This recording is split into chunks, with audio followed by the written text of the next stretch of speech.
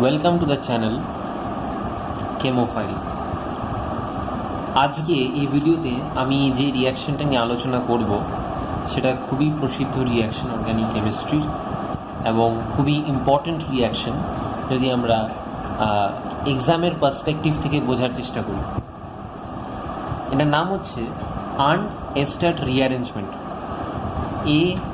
ARNDT, Arndt Eistert rearrangement.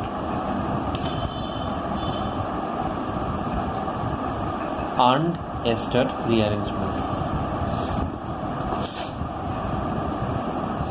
Arndt Estert rearrangemenটের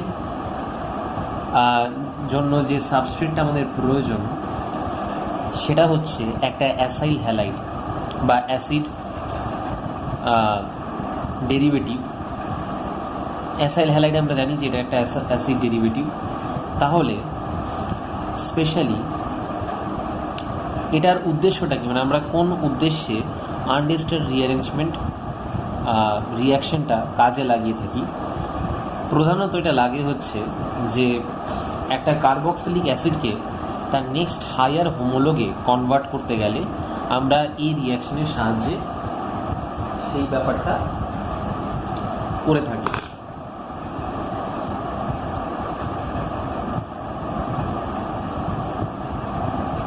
understand reality. তাহলে carboxylic acid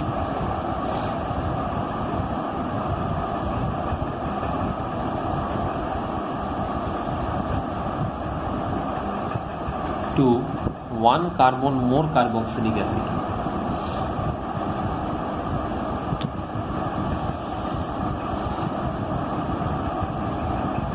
more carboxylic acid. তো এই হচ্ছে আমাদের রিয়াকশনের প্রধান উদ্দেশ্য। This is an example of a step up reaction. ঠিক আছে, যখনই আমরা আমাদের স্টার্টিং মেটেরিয়াল মানে যেটা দিয়ে আমরা রিয়াকশনটা শুরু করছি সেই অর্গ্যানিক কম্পাউন্ডটার মধ্যে একটা কার্বন যদি আমরা বাড়িয়ে দিই, সেক্ষেত্রে প্রোডাক্টে যদি একটা কার্বন বেড়ে যায় তাহলে আমরা সেই রিয়াকশনটাকে বলি step up reaction. It is an example of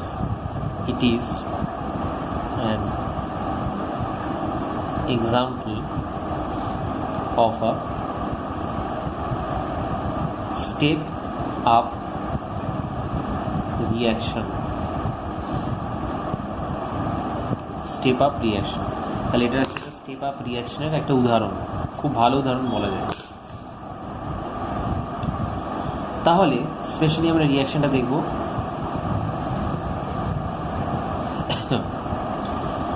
রিয়াকশনটা এরকমভাবে শুরু হবে। একটা কার্বক্সিলিক অ্যাসিড আমরা নেব, আর সি ডাবল বন্ড ও OH, এটা হলো একটা কার্বক্সিলিক অ্যাসিড।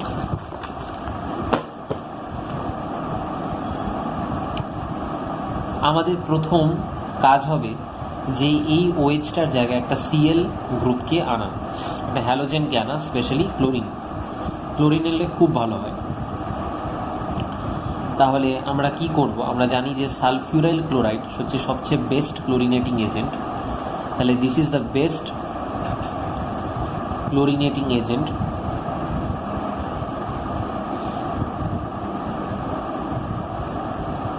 তাহলে কার্বক্সিলিক অ্যাসিড দিয়ে আমরা স্টার্ট করলাম।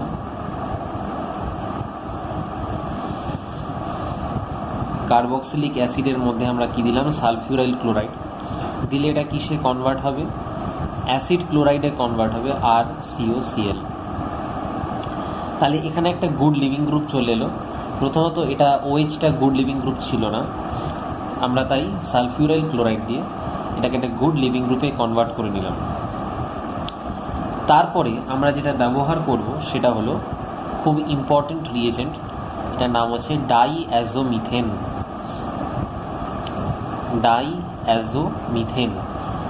ডাইঅ্যাজোমিথেন কেন বলা হচ্ছে? Because N double bond N triple bond N plus এটা কিন্তু এটা স্পেশালি এরকম দেখতে হয়, CH2 N triple bond N plus, আর এখানে একটা মাইনাস। তাহলে এই যে স্পেসিফিক এই গ্রুপটা, এটাকে আমরা বলি ডাইঅ্যাজো গ্রুপ। এটা কিন্তু ডাইঅ্যাজো গ্রুপ। আর এটা আমরা দেখতে পাচ্ছি যে মিথেন হলো CH4, সেটা যদি সাবস্টিটিউট করি, যে কোনো মিথেনকে যদি একটা কোনো গ্রুপ দিয়ে সাবস্টিটিউট করা হয় তাহলে একটা হাইড্রোজেন কমে যায়, মিথাইল। আর আমরা এখানে দেখতে পাচ্ছি যে মিথাইলেরও একটা হাইড্রোজেন এখানে কম আছে, প্রোটন হিসেবে বেরিয়ে গেছে এবং এখানে একটা নেগেটিভ চার্জ রয়েছে। তাই এটাকে আমরা বলতে পারি ডাইঅ্যাজো মিথেন। তাই এটার নাম হচ্ছে ডাইঅ্যাজো মিথেন। তাহলে ডাইঅ্যাজো মিথেনের কাজটা কি হবে? ডাইঅ্যাজো মিথেনে কার্বনের মাথায় নেগেটিভ চার্জ রয়েছে, তাই এটা একটা নিউক্লিওফাইল হিসেবে কাজ করবে। এর কাজটা কি হবে? CH2 মাইনাস দিয়ে এখানে অ্যাটাক করবে। আমরা জানি যে কার্বনিল কার্বন কিন্তু ইলেকট্রন ডেফিশিয়েন্ট, এবং এটা আরও ইলেকট্রন ডেফিশিয়েন্ট হয়ে যাচ্ছে বিকজ আমরা দেখতে পাচ্ছি যে অ্যাডজাসেন্টে একটা ক্লোরিন বসে আছে, আর ক্লোরিনের -I এফেক্ট আছে। দ্যাট মিন্স এটা যেহেতু খুবই ইলেকট্রোনেগেটিভ এলিমেন্ট ক্লোরিন, তাই এ কী করছে, এই কার্বন ক্লোরিন বন্ডের যে ইলেকট্রন ডেন্সিটিটা রয়েছে, সেই ইলেকট্রন ডেন্সিটিটা ক্লোরিন কী করছে, নিজের দিকে টেনে নিচ্ছে, যার জন্য কার্বনিল গ্রুপের কার্বনে ইলেকট্রন ডেফিসিয়েন্সি তৈরি হচ্ছে। এক্ষেত্রে এখানে যে নিউক্লিওফিলিক অ্যাডিশন হওয়ার যে প্রবাবিলিটি বা চান্স, সেটা বেড়ে যাচ্ছে। যত ইলেকট্রন ডেফিসিয়েন্সি কার্বনিল গ্রুপে বেশি হবে, তত তাড়াতাড়ি তত সহজভাবে নিউক্লিওফাইল কার্বনিল গ্রুপে অ্যাটাক করবে। কার্বন অক্সিজেন ডাবল বন্ড, এখানে একটা পাই বন্ড রয়েছে, এই পাই বন্ডটা ভেঙে যাবে, আর পাই ইলেকট্রনসগুলো অক্সিজেনের মাথায় চলে যাবে, অক্সিজেন যেহেতু এখানে বেশি ইলেকট্রোনেগেটিভ। তাহলে যে প্রোডাক্টটা আমরা পাবো সেটা হচ্ছে এরকম।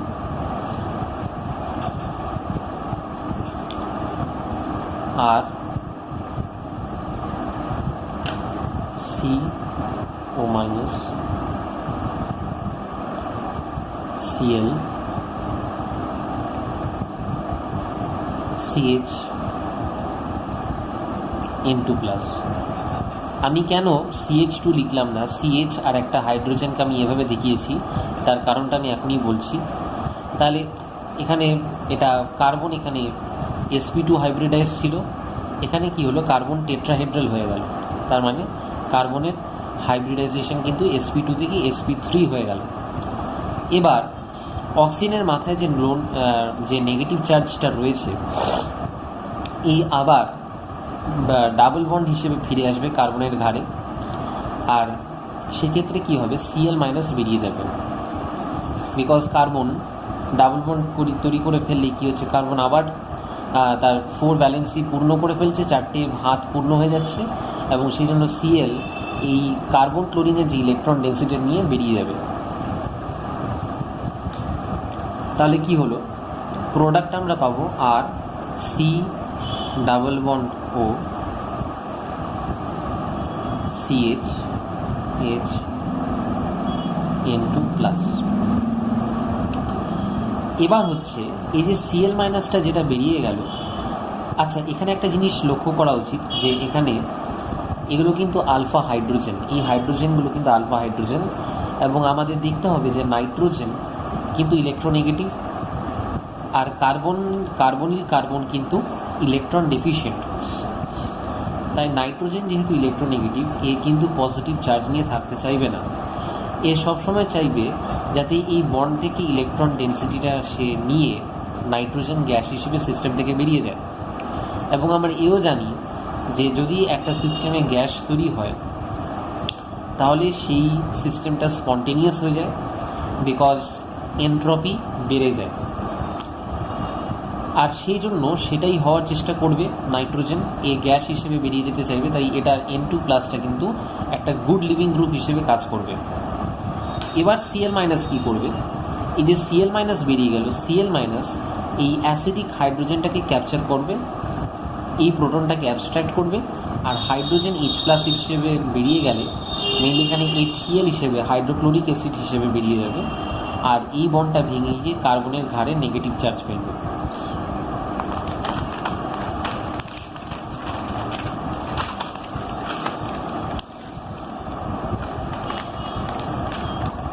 তাহলে আমরা কি প্রোডাক্ট পাবো? আমরা যে প্রোডাক্টটা পাবো সেটা হলো আর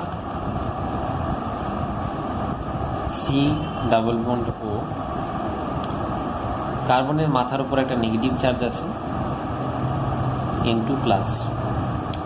এবার এই নেগেটিভ চার্জটা কি করবে? এই নেগেটিভ চার্জটা কনজুগেশন করবে কার্বনিলের সাথে, কার্বনিলের পাই বন্ডের সাথে কনজুগেশন করবে, তাহলে এটা এখানে আসবে, পাই বন্ডটা ভেঙে যাবে।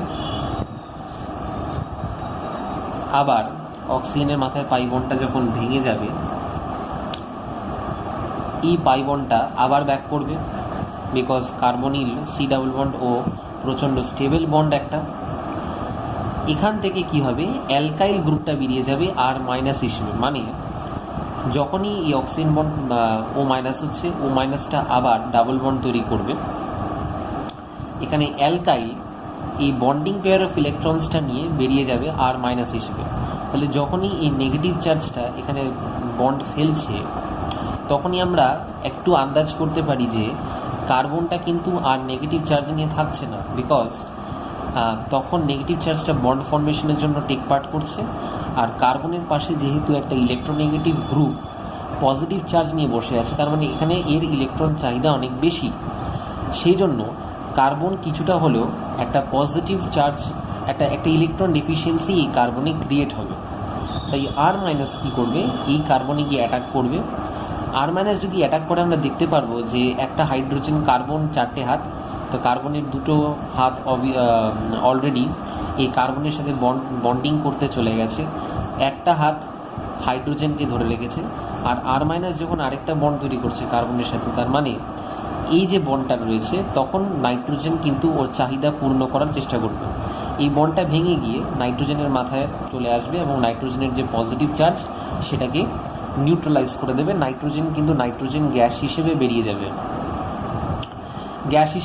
যাবে, তাহলে আমরা কি একটা ইন্টারমিডিয়েট পাবো? ইন্টারমিডিয়েটটা হবে এরকম RCH ডাবল বন্ড C≡O, এই ইন্টারমিডিয়েটটা আমরা পাবো। এই ইন্টারমিডিয়েটটাকে আমরা বলি, আচ্ছা এখানে একটা জিনিস আমি বলতে ভুলে গেছি, এই যে স্টেপটা, এই স্টেপটা কিন্তু এভাবে একটা ক্যাটালিস্টের প্রেজেন্সে হবে। সেই ক্যাটালিস্টটার নাম হচ্ছে সিলভার অক্সাইড ক্যাটালিস্ট, এবং হিট, এখানে কিন্তু তাপ কিছুটা দিতে হবে, হিটের প্রেজেন্সই কিন্তু এই রিঅ্যারেঞ্জমেন্টটা হয়। এটাই কিন্তু রিঅ্যারেঞ্জমেন্ট অ্যাকচুয়ালি হচ্ছে। এবার এই রিঅ্যারেঞ্জমেন্ট স্টেপটার একটা আলাদা নাম আছে। এই রিঅ্যারেঞ্জমেন্ট স্টেপটাকে আমরা বলি উলফ রিঅ্যারেঞ্জমেন্ট, WOLF,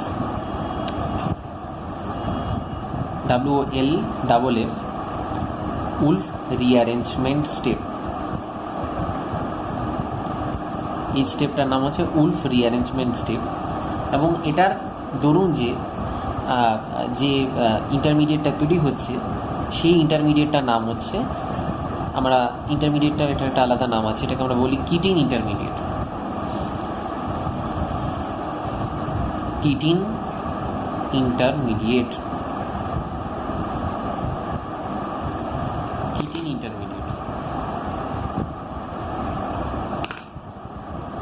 এবার কিটিন ইন্টারমিডিয়েটে আমরা দেখতে পাচ্ছি যে কার্বন কিন্তু অক্সিজেনের তুলনায় ইলেকট্রোপজিটিভ, তাই এর ঘাড়ে এর কী হবে? মোটামুটি একটা ইলেকট্রন ডেফিসিয়েন্সি ক্রিয়েট হবে এই অক্সিজেনের জন্য, তাই এটা মোটামুটি একটা ডেল+ হিসেবে থাকবে।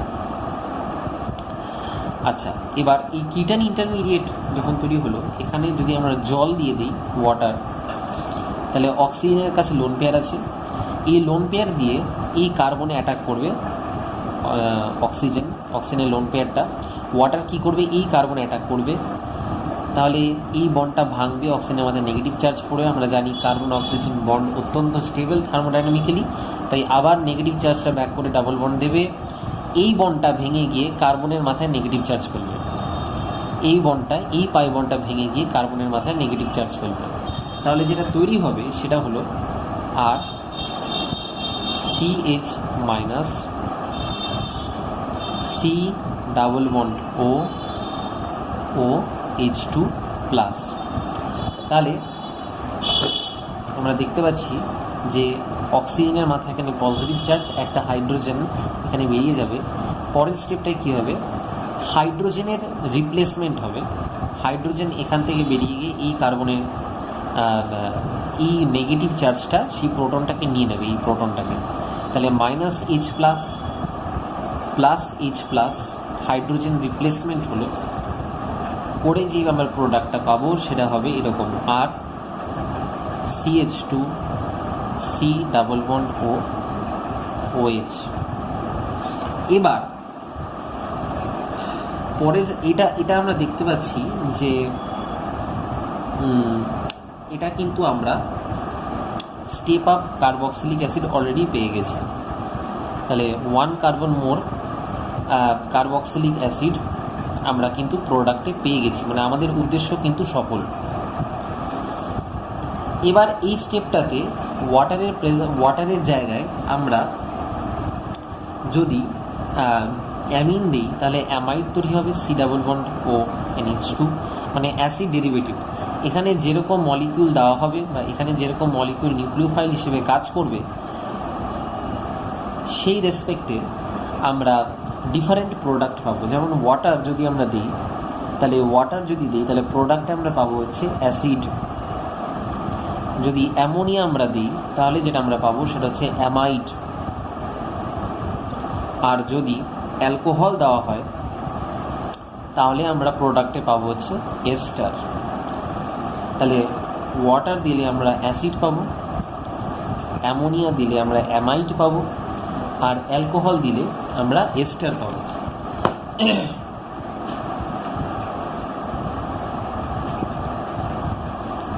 তাহলে এখানে একটা জিনিস যেটা আমাদের বুঝতে হবে যে কেন বারবার কার্বন কার্বন বন্ডটা আগের স্টেপে ভাঙলো, কেন এখানে কার্বন কার্বন বন্ডটা ভাঙলো। তাহলে এখানে আমরা বুঝতে গেলে আমাদের বুঝতে হবে যে একটা ন্যাচারাল পোলারিটি বলে একটা কনসেপ্ট রয়েছে, যে সবসময় কার্বন যেহেতু ইলেকট্রোপজিটিভ, অক্সিজেন যেহেতু ইলেকট্রোনেগেটিভ, তাই সি প্লাস ও মাইনাস এই কার্বন অক্সিজেনের মাঝে যে ডাবল বন্ড এটা কিন্তু স্টেবল হয়। তাই carbon oxygen double bond is more stable than carbon carbon double bond due to natural polarity,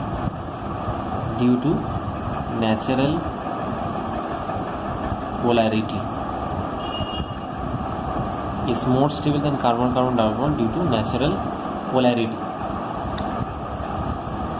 তাই কার্বন অক্সিজেন বন্ডটা ফর্ম হবে, CO মাইনাস হয়ে গেল, আবার ডাবল বন্ডটা ফর্ম হয়ে CC বন্ডটা ব্রেক করবে। আচ্ছা, আমি অ্যামাইড দিয়ে দেখাচ্ছি, আর মানে অ্যামাইড তৈরি করেও দেখাচ্ছি এবং এস্টার তৈরি করেও দেখাচ্ছি, যাতে দুটো এক্সাম্পলই আমাদের কাছে ক্লিয়ার থাকে। তাহলে আমরা কিটিন ইন্টারমিডিয়েটটা নেব।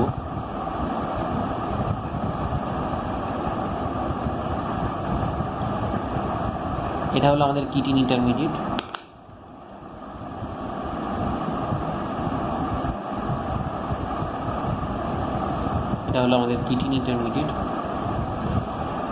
এখানে যদি আমরা অ্যামোনিয়া দিতাম ওয়াটারের জায়গায় তাহলে নাইট্রোজেনের লোন পেয়ার অ্যাটাক করতো এখানে, এই বন্ডটা ভেঙে যেত, CO মাইনাস বন্ডটা ভেঙে গিয়ে আবার বন্ডটা ফর্ম করতো। যেহেতু কার্বন অক্সিজেন বন্ড আমরা বলে দিচ্ছি more stable than carbon carbon double bond due to natural polarity, এই বন্ডটা ব্রেক করে দিত, কার্বনের ঘাড়ে নেগেটিভ চার্জ পড়তো। আর পড়লে যেটা হতো সেটা হচ্ছে আমরা এই প্রোডাক্টটা পেতাম R CH minus C double bond O NH3 plus. আবার হাইড্রোজেন রিপ্লেসমেন্ট হতো minus H plus plus H plus করে আমরা যে প্রোডাক্টটা পেতাম সেটা হতো এরকম আর CH2 C double bond O NH2। তাহলে এই যে আমরা অ্যামাইডটা আমরা প্রোডাক্টে পেলাম, এটা কিন্তু স্টেপ আপ প্রোডাক্ট। এবার যদি আমরা অ্যামোনিয়ার জায়গায় অ্যালকোহল ব্যবহার করতাম সেক্ষেত্রে কি হতো? অ্যালকোহলের অক্সিজেনের মাথায় নেগেটিভ চার্জ আছে, এও একই ধরনভাবে এই কার্বনে গিয়ে অ্যাটাক করতো, এই বন্ডটা খুলতো, আবার carbon double bond oxygen double bond form করতো, কার্বনের ঘাড়ে নেগেটিভ চার্জ যেত। গেলে যেটা হতো সেটা হলো RCH minus C double bond O R H, আবার হাইড্রোজেন রিপ্লেসমেন্ট হতো minus H plus plus H plus, product আমরা পেতাম RCH2 C double bond O R. তাহলে এটা আমরা পেতাম হচ্ছে স্টেপ আপ এস্টার।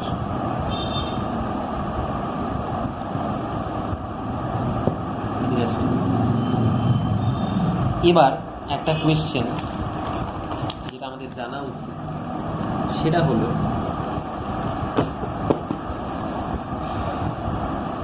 যে ডায়াজোমিথেন কতটা নেওয়া হয়। এখানে একটা জিনিস আমরা জানিয়ে রাখি যে ডায়াজোমিথেন সবসময় এক্সেস অ্যামাউন্টে নেওয়া হয়। তার কারণটা কি? তার কারণ হচ্ছে যখন আর সি ডাবল বন্ড ও CH মাইনাস N2 প্লাস তৈরি হচ্ছে, আর সেই সাথে কি হচ্ছে Cl মাইনাসটা এই হাইড্রোজেনটাকে ক্যাপচার করেছিল, ক্যাপচার করে এই বন্ডটা ভেঙে গিয়ে প্রোটনটাকে অ্যাবস্ট্রাক্ট করার পর এই বন্ডটা ভেঙে গিয়ে কার্বনের ঘাড়ে নেগেটিভ চার্জ হিসেবে ছিল। এবার HCl যেটা তৈরি হয়েছে, এখানে একটা প্রবাবিলিটি ছিল যে আবার এটা একটা ব্যাক রিয়াকশন হয়ে গিয়ে একই স্টার্টিং মেটেরিয়ালে ফিরে যাওয়ার, বিকজ এই যে কার্বনের ঘাড়ে নেগেটিভ চার্জটা, এই নেগেটিভ চার্জটা কিন্তু এই হাইড্রোজেনটাকে ক্যাপচার করে Cl মাইনাসটাকে বার করে দিয়ে আবার আগের ফর্মে ফিরে যাওয়ার একটা সম্ভাবনা ছিল। ঠিক আছে, আর সি ডাবল বন্ড ও CH2 N2 প্লাস আবার আগের ফর্মে চলে যেত। তাহলে এতে কি হতো যে রিয়াকশনটা কিন্তু ফরওয়ার্ড ডিরেকশনে মুভ করতো না বা খুব স্লো রেটে মুভ করতো। তাহলে সেটাই আমরা স্টপ করে দেওয়ার। আচ্ছা, এখানে গিয়ে কি হতো? এখানে গিয়ে একটা SN2 রিয়াকশনও হওয়ার একটা সুযোগ ছিল। এখানে Cl মাইনাস এটা নিউক্লিওফাইল, এই নিউক্লিওফাইলটা গিয়ে বিকজ আমরা দেখতে পাচ্ছি যে এটা একটা good living group N2 plus, তাই গুড লিভিং গ্রুপ হওয়ার জন্য এই কার্বনটা ইলেকট্রন ডিফিশিয়েন্ট, তাই এখানে গিয়ে Cl মাইনাস অ্যাটাক করলে এই বন্ডটা ভেঙে গিয়ে নাইট্রোজেন গ্যাস হিসেবে বেরিয়ে যেত, আর এটা এরকম একটা জিনিস আমরা পেয়ে যেতাম, একটা আলফা হ্যালো কার্বনিল প্রোডাক্ট আমরা পেয়ে যেতাম, এবং আমাদের যে রিয়াকশনের যে উদ্দেশ্য সেটা কোনোভাবেই সফল হতো না। তাই যখন আমরা এক্সট্রা ডায়াজোমিথেন নিচ্ছি তখন এই জিনিসটা আমরা এই জিনিসটাকে কিন্তু বন্ধ করতে পারবো। সেটা কিভাবে করব সেটাই আমাদের দেখতে হবে, যে যখনই এই জিনিসটা তৈরি হচ্ছে CH মাইনাস N2 প্লাস আর HCl যেটা তৈরি হচ্ছে, আমাদের লা ক্যাটেলিয়ার প্রিন্সিপাল অনুযায়ী HClটাকে যদি আমরা কনজিউম করিয়ে ফেলতে পারি রিয়াকশনের মধ্যে, তাহলে রিয়াকশনটা কিন্তু সামনের দিকে এগোবে। তাহলে HClটাকে আমরা কিভাবে কনজিউম করাবো? যদি আমরা এক্সট্রা ডায়াজোমিথেন দিই, তাহলে এক্সট্রা ডায়াজোমিথেন যদি আমরা রিয়াকশনে থাকে, তাহলে এই CH2 মাইনাস এই H প্লাসটাকে নিয়ে Cl মাইনাসকে বার করে দিয়ে যেটা তৈরি করবে সেটা হলো এরকম একটা CH3N2 প্লাস তৈরি হবে, এবং এই Cl মাইনাসটা কী করবে তখন এই CH3 কে অ্যাটাক করবে, কার্বনকে অ্যাটাক করে নাইট্রোজেনকে গ্যাস হিসেবে লিবারেট করিয়ে দেবে, এবং যেটা আমরা পাবো সেটা হচ্ছে ক্লোরোমিথেন বা মিথাইল ক্লোরাইড। মিথাইল ক্লোরাইড হিসেবে বেরিয়ে যাবে এবং আমাদের রিয়াকশানটা কিন্তু সার্থক হবে, আমাদের উদ্দেশ্য সার্থক হবে, বিকজ এখানে যে ইন্টারমিডিয়েটটা এটা কিন্তু রিঅ্যারেঞ্জমেন্ট করতে পারবে। তাই এখানে রিজনটা আমি লিখে দিচ্ছি। রিজনটা কি হবে, যে extra ডায়াজোমিথেন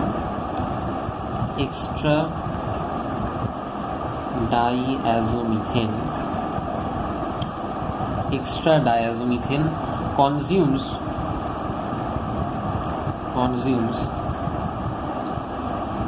the HCl to prevent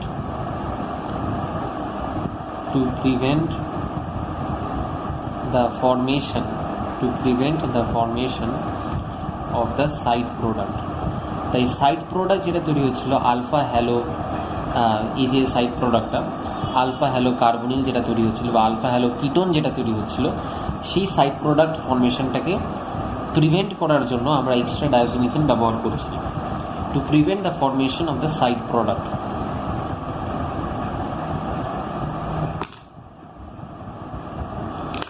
Consumes the HCl to prevent the formation of the side product। তাই এই যে আলফা ক্লোরোকিটোন যেটা, এই আলফা ক্লোরোকিটোনটা তৈরি হবে না এবং রিয়াকশনটাও ফাস্ট রেটে এগোবে। তাই আমি আর ভিডিওটা আর বড় করতে চাইছি না, তাই আজকের মতো এখানেই শেষ। পরের ক্লাসে দেখা হবে, পরের ভিডিওতে দেখা হবে। টাটা।